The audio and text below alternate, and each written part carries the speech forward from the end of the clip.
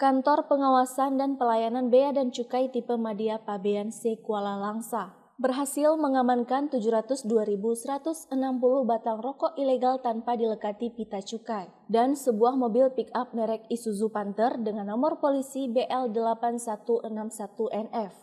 Dalam penindakan yang berlokasi di Kecamatan Juluk, Kabupaten Aceh Timur ini, berhasil mengamankan 3 orang terduga sebagai pelaku, yakni RS, FA, dan TF, beserta barang bukti rokok ilegal berbagai merek, yaitu HND Light Gold, HND Classic, HND Red, Luffman, HNG, Chemclar Yellow, Chemclar Original, dan Camilla.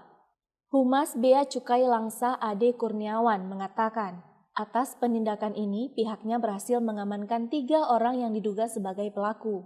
Dan setelah dilakukan pemeriksaan lebih lanjut terhadap RS dan FA, telah ditetapkan statusnya sebagai tersangka dan saat ini telah dilakukan penahanan di Lapas Kelas 2B Langsa. Sedangkan terhadap TF telah ditetapkan statusnya sebagai saksi dan dilepaskan karena hasil pemeriksaan menunjukkan tidak memenuhi unsur pidana dan tidak mencukupi alat bukti.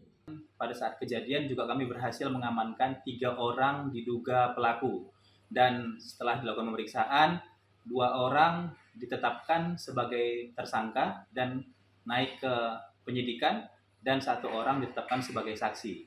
Dan untuk saat ini kasus ini sedang atau sudah berada di tahap penyidikan dan sedang berproses. Nah, atas penindakan ini Bea Cukai Langsa berhasil mengamankan penerimaan negara hampir 1 miliar rupiah.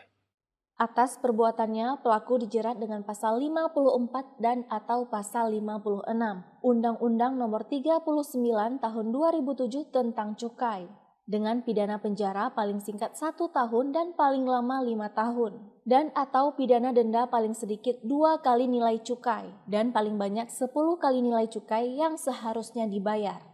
Dari Langsa, Seli Novita melaporkan untuk Puja TV Aceh.